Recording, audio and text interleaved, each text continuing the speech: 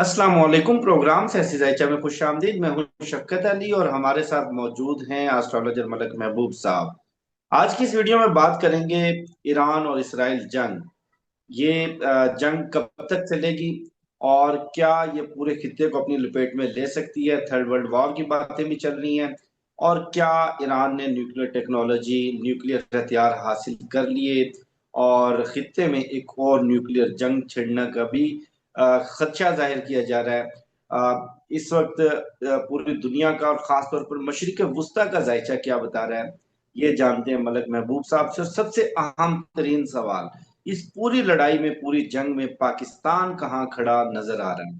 Sir बहुत शुक्रिया आपके वक्त का। My pleasure. शफकत भाई कैसे हैं आप? अल्हम्दुलिल्लाह सर, आप बताएं। शफकत भाई, बात यह है कि जून के शुरू से ही मैं आपको बोलता आ रहा था कि जून और जुलाई के महीने अच्छे नहीं हैं।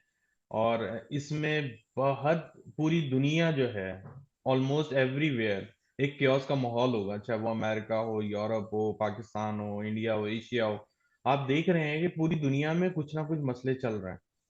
और इसमें जो प्लानिटरी हम्म। कॉम्बिनेशन का हाथ है वो है मार्स केतु। और जो कल 14 तारीख को जुपिटर ने अपना एक समझे कि नक्षत्र चेंज किया है, यूं समझे कि अगर एक घर में है, घर में उसने अपना कमरा बदला है, वो कमरे के अंदर सिर्फ क्योस का माहौल होता है। और वहां पे जुपिटर अपने जो ग्रेस, जो उसकी प्रॉपर्टी है, ग्रेस देना या सेव करना, उससे भी हाथ धो बैठा है, क्योंकि वो कंबस्ट भी है साथ में। तो इधर ये जो आतिशफिशा माहौल चल रहा है उसके अंदर और जो है तेल डालने का काम करेगा। और हम्म। अनफॉर्चुनेटली मुझे, अगर ये जंग विद इन 36 आवर ना रुकी, क्योंकि ऑलमोस्ट हम्म। एक जो मून का लास्ट ट्रांजिट है वो तो हो गया नेक्स्ट हाउस में। अब इस हम्म। हाउस से भी अगर इसने ट्रांजिट कंप्लीट करने तक ये जंग ना रुकी, तो अनफॉर्चुनेटली ये जंग बहुत ज्यादा फैल जाएगी। लेकिन as per hmm. My experience मुझे ऐसा लग रहा है, अल्लाह रहम करे, ये जंग आगे फैलती भी जाएगी और बड़े बड़े ममालिक इसमें इसकी लपेट में आ चुके हैं। मैं ये नहीं बोलूंगा आ रहे हम्म। हैं, आ चुके हैं। हम्म। बिल्कुल आपने दुरुस्त कहा। बरतानिया इसमें आ चुका है, साइप्रस में उनकी एयरफोर्स पहुंच चुकी है।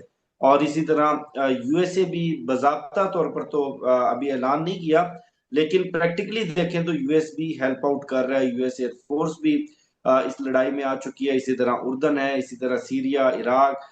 और सबसे अहम तरीन सवाल यह है कि सऊदी अरेबिया, अमारात, बहरीन, कवैत और उसके अलावा कतर, क्या ये भी इसकी लपेट में आ सकते हैं। देखें, सऊदी अरेबिया मुझे नहीं लगता कि डायरेक्ट वे में आएगा, क्योंकि वो बैकडोर जरूर राब्तों में होगा। लेकिन तुर्की मुझे बड़ा इंपॉर्टेंट लग रहा है। मुझे ऐसा लग रहा है, अल्लाह रहम करे, कि तुर्की एक नेक्स्ट पॉइंट होगा इस जंग का। और अगर ये हम्म। इन्वॉल्व हो गया तो ये जंग बहुत ज्यादा बिगड़ जाएगी। तो जो हम्म। कॉम्बिनेशन मुझे दिख रहे हैं उसमें पाकिस्तान का भी ऐसा दिख रहा है कि कोई ना कहीं पाकिस्तान में मामला खराब होने वाले हैं। अल्लाह करे ऐसा ना हो। हम्म। चाहे ये कुदरती आफात को लेकर हो जाए, चाहे कोई जैसे दहशतगर्दी का वाकया हो जाए, ये चीजें बहुत हम्म। क्लियरली दिख रही हैं। इसके अलावा आपने एक और सवाल किया था कि क्या न्यूक्लियर एलिमेंट आपको एक्टिवेट हम्म। होता हुआ दिख रहा है? जी बिल्कुल, न्यूक्लियर हम्म। एलिमेंट एक्टिवेट हो रहा है। और ये बात मैंने जून से पहले ही आपको कही थी कि जब भी ये हम्म। कॉम्बिनेशन आता है, पूरी दुनिया में एक क्योस का माहौल बनता है और न्यूक्लियर एलिमेंट एक्टिवेट होता है। मुझे उम्मीद हम्म। है, जो मेरा एक्सपीरियंस बोल रहा है, और प्लानिटरी कॉम्बिनेशन के एटॉमिक बॉम्ब तक तो मामला नहीं जाएंगे, लेकिन न्यूक्लियर मिसाइल या न्यूक्लियर रेडिएशन की लीकेज, ये बड़ी हद तक हम्म। मुमकिनात में से एक है। और मैं आपको हम्म। और भी बताऊं कि ये जो बमबारी के सिलसिले हैं, अब तो ये ऐसे लग हम्म। रहे होते हैं जैसे नॉर्मल आसमानों में जहाज घूम रहा है। तो हम्म। ये सिलसिले अभी आपको आने वाले दिनों में कंटिन्यू रहते हुए नजर आएंगे। मुझे लग रहा है जो प्लानिटरी कॉम्बिनेशन से कि ये बढ़ जाएंगे। ये इनफैक्ट हम्म। इनके बढ़ने का टाइम है, ये घटने का नहीं है। टिल 28 जुलाई मुझे इमीडिएट रिलीफ नजर नहीं आता, और मैं इस बात पे कायम हूँ। अल्लाह करे हो जाए, अल्लाह करे, क्योंकि ये कोई मजाक नहीं है, कोई वो नहीं है कि चलें ये बढ़ चलता रहेगा। तो कोई क्रिकेट मैच नहीं है, सिंपल सी बात है। ये क्रिकेट मैच नहीं है, ये हम्म। जानों का ज़िया दिखता है इसमें। और आप देखें कि जो हम्म। पुराना हादसा हुआ था पिछले दिनों इंडिया में, उसमें भी मास हम्म। डिस्ट्रक्शन हुई है। ठीक है। और हम्म। मुझे मुझे याद नहीं एग्जैक्टली किस किस वी लॉग में मैंने ये जिक्र किया था कि जून जुलाई में बाकायदगी पे मुझे ऐसा लगता है कि जहाज गिरेंगे, जहाज क्रैश, फायर हम्म। एलिमेंट, हम्म। ये चीजें बहुत हम्म। ज्यादा आपको नजर आएंगी और ये आने वाले टाइम में मजीद बढ़ेंगी, ये कम नहीं होंगी। तो इस लिहाज हम्म। से लगता है कि जहाज गिरने के वाकयात बहुत ज्यादा होंगे। अब ये जरूरी नहीं है कि पैसेंजर प्लेन ही गिरे, ये भी तो है ना, हम्म। फाइटर फाइटर जेट भी गिर रहे हैं ना, तो ये जहाज की उसमें आते हैं। बिल्कुल। प्लस आज एक ट्रांसपोर्टेशन रिलेटेड। हेलीकॉप्टर भी गिरा इंडिया में। जी। आज एक हेलीकॉप्टर भी गिरा इंडिया में। जी बिल्कुल, मैं यही आपसे अर्ज कर रहा हूँ कि ट्रांसपोर्टेशन से रिलेटेड चीजें, इनके हादसात बहुत बढ़ते हुए नजर आएंगे, चाहे वो ट्रेन हो, बसेस हो, और हम्म। ये प्लेन हो। ये बहुत ज्यादा इस वक्त डिस्ट्रक्शन के एलिमेंट में चल रहे हैं। अमेरिका का वाकया देखना है। अमेरिका हम्म। में जो एक मेजर वाकया होता है जिसका तस्करा मैं हर वीलॉग में करता हूँ, 9/11। उस वक्त भी हम्म। प्लानिटरी कॉम्बिनेशन ऐसी ही थी और मार्स केतु कंजंक्शन में थे। अभी भी मार्स हम्म। केतु कंजंक्शन में है। और ये जो कंजंक्शन आया है ये 36 साल के बाद आया है। क्योंकि हम्म। मार्स केतु तो हर 2-2.5 साल बाद मिलते हैं, लेकिन जिस हम्म। साइन में मिल रहे हैं ये 36 साल बाद इस साइन में मिला है।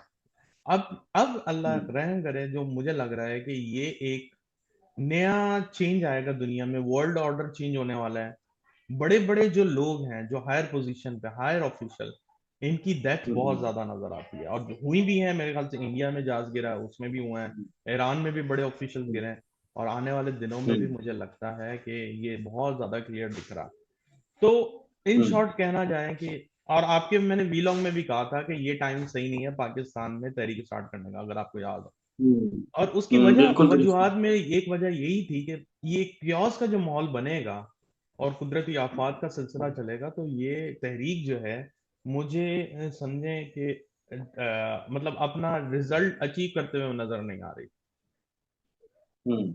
आपने एक और भी प्रिडिक्शन की थी, अनफॉर्चुनेटली मैं वो वीडियो नहीं लगा सका क्योंकि वीडियो का कंटेंट एक्सपायर हो गया था। हमने ईरान और इसराइल पे की थी कि जंग लगने से चंद घंटे पहले कि जंग लगने के कितने इम्कान हैं, क्या सूरत हाल होगी।